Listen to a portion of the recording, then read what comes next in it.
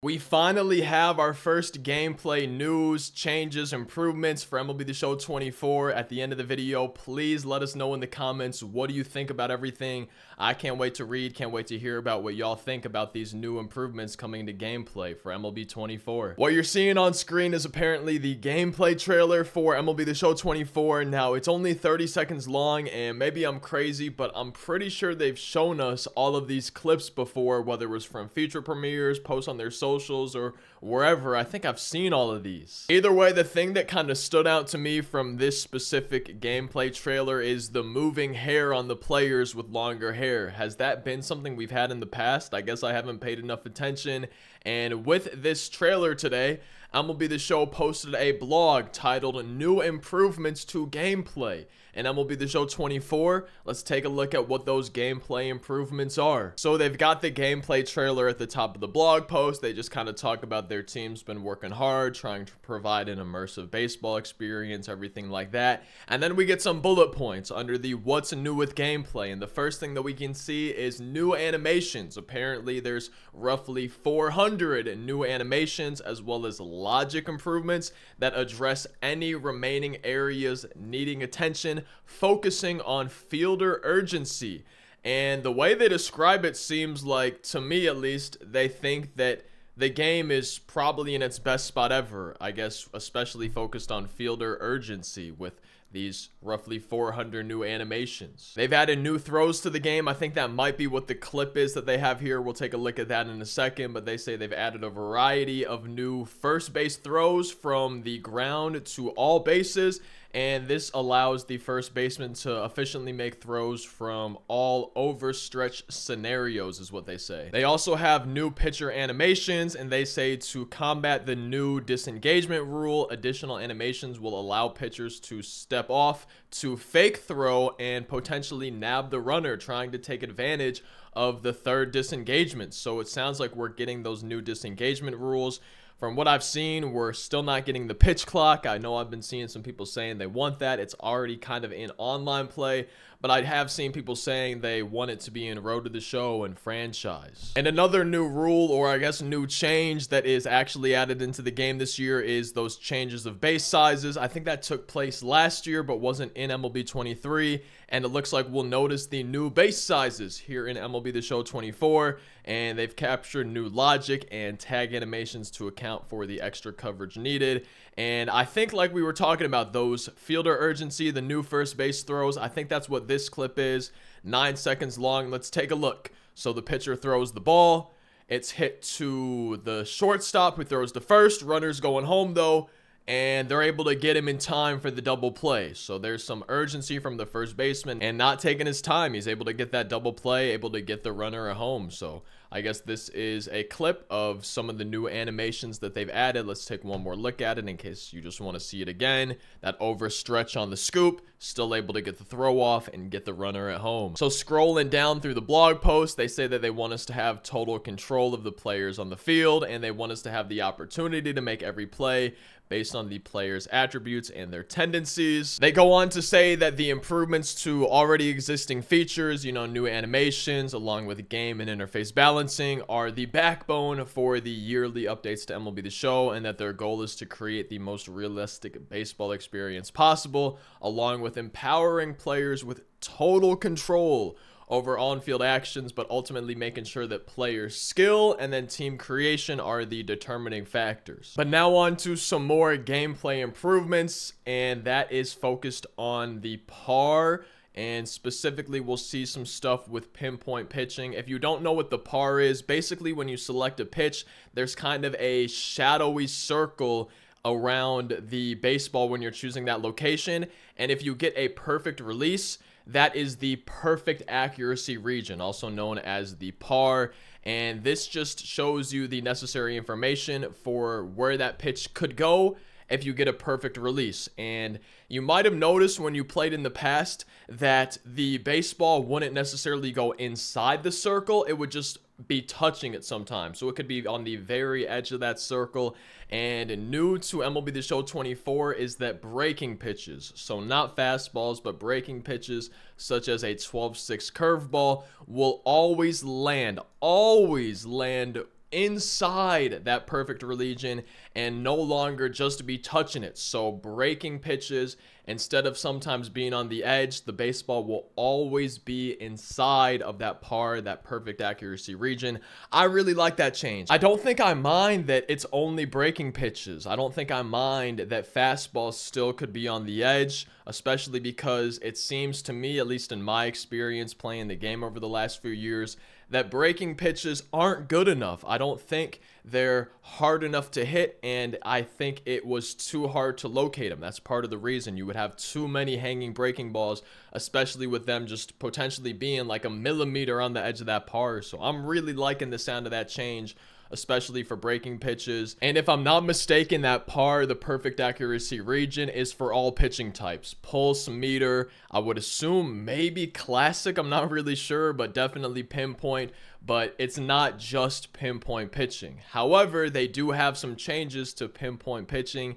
They've added 4 new pitching gestures. That's the kind of trace that you have to make. So now the total number is up to 14. And they've changed the sinker. That's going to be new. It looks like the slurve is new. And then the lefty knuckle curve. You might have noticed in some of their feature premieres that a left-handed pitcher is going to have a flipped pinpoint trace, a flipped pitching gesture compared to a right-handed pitcher.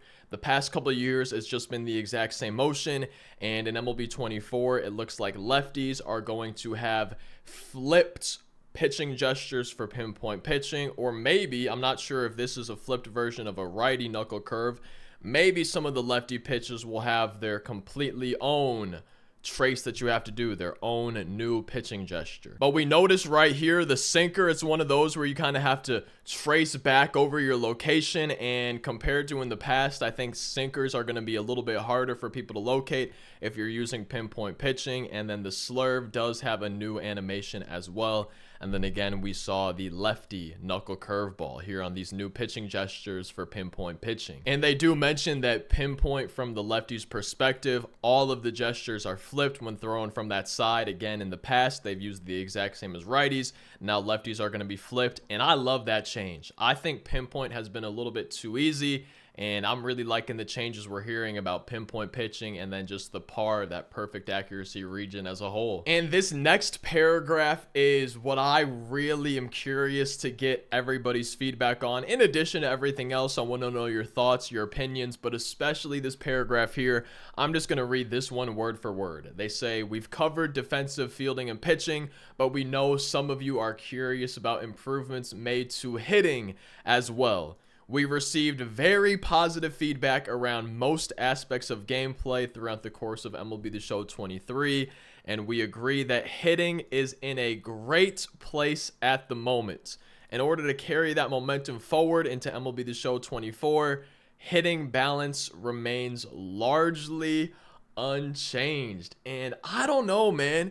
I really don't know if I agree with the fact that hitting is in a great place. Don't get me wrong, I think it's better than other years, but I just personally don't agree with the statement that hitting's in a great place. For one, I think elevation plays way too much of a factor. You see way too many people playing at max elevation ballparks online. Again, all of this is just my opinion. That doesn't mean my opinion is the correct opinion. You might agree or disagree with me, and that's completely fine. I'm really just giving my thoughts, and I don't know if I agree with this. The next thing I would say is, and I get baseball is kind of a power hitter's game. A lot of hitters nowadays, it's home run or bust.